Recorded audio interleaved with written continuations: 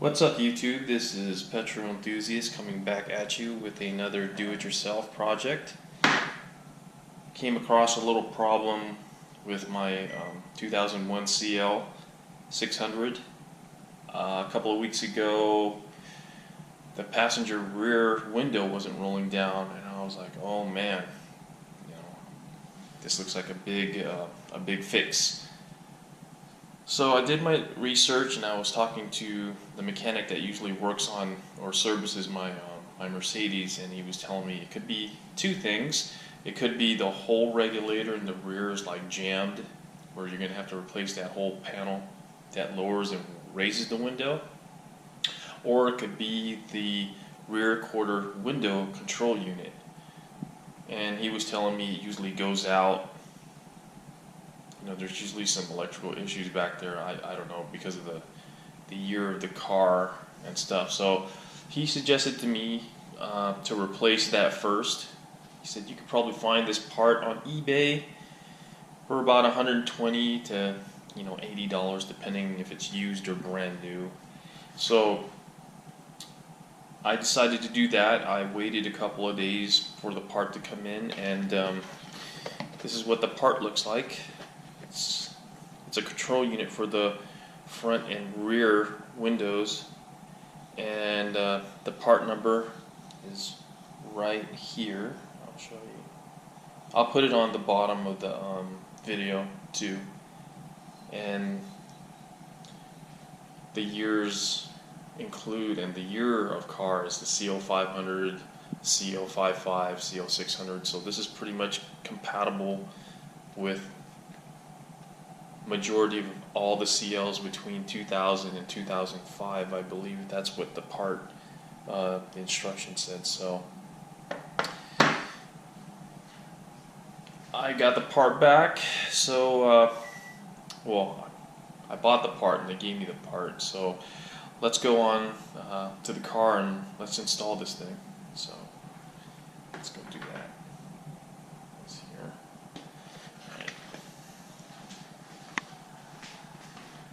Granted, he told me it was a pretty easy install, and I wanted to, see if it was going to be difficult to do. And he said the unit is located in the rear passenger seat. So I already got the door open. I got majority of things set up. I mean, there's not even any tools you need. He said basically there should be a there's no light over here. Hold on a second. Get some light real quick. I should have been a little bit more prepared, but it's all good. This is kind of on the fly.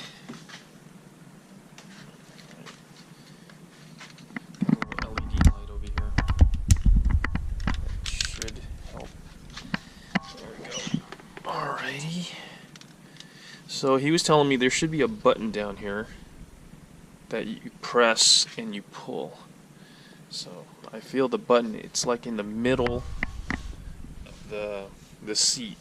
So from here to here you should be able to feel it, and I feel a little tab that you just press.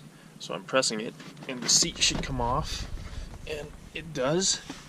Just put this on the side a little bit. So let's go. That's pretty dirty. And he said this should be under here, so I already procured in taking out making a little incision, and there's the sensor right there. I mean the control unit. Now I already changed out the part that needed to be replaced.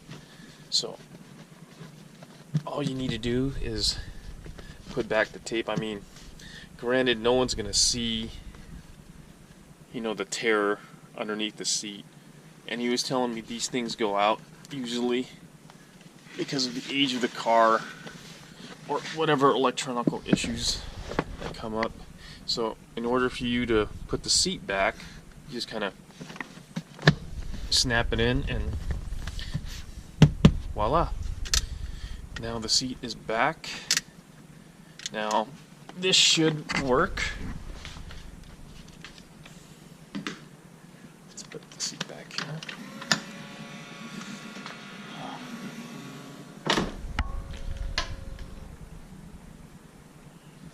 So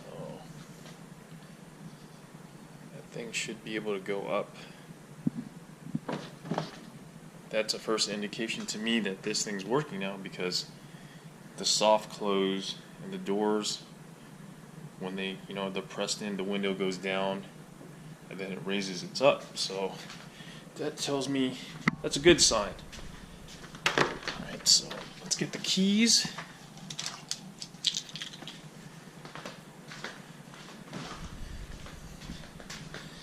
I'm not going to start the car, but I just want to see if the windows in the back, all the windows will, what do you call that, will lower. So let's do the front. Alright, so banging, you hooked on my phonics. Keep forgetting about that radio. So this is down, that's down, so let's do the rear. And there's a good sign right there. You can see the windows down on the driver, and it's down on the passenger side too. So there you have it.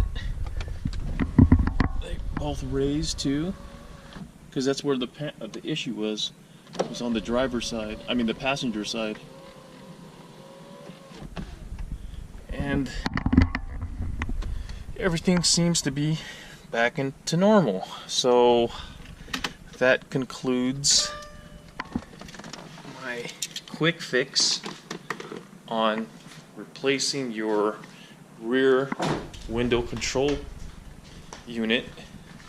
And it wasn't that hard. I mean, I did a quick call to the local Mercedes dealership, and for this part to be brand new, I believe it was $500 something for this part brand new. Yeah, and the labor that they were going to charge me was I believe 2 hours. So 2 hours to do what I just did in minutes. And the estimated cost of what do you call that, bill was about $1,000. So I did this. I waited a while to get the part from eBay, and again I'll show the part number on display on the description, but I'll show it right here. And asked a friend of mine that's a Mercedes mechanic, and he told me just do this first. If not, we'll try this and then we'll work from there. So always start with the basic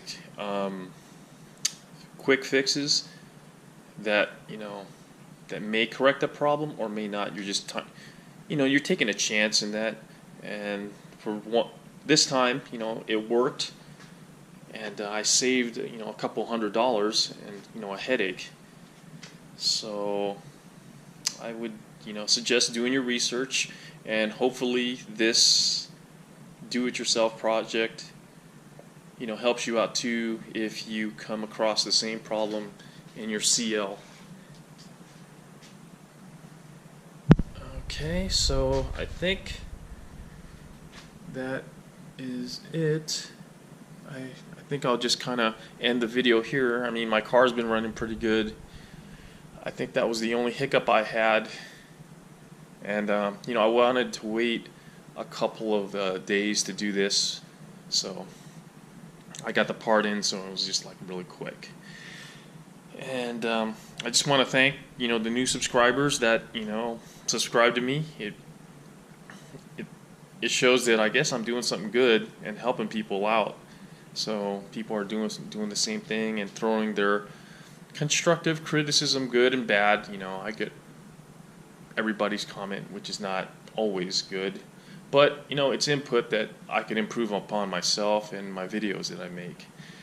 So again, thanks for watching. This is Petrol Enthusiast. Hopefully this video helps you in if you have the same problem.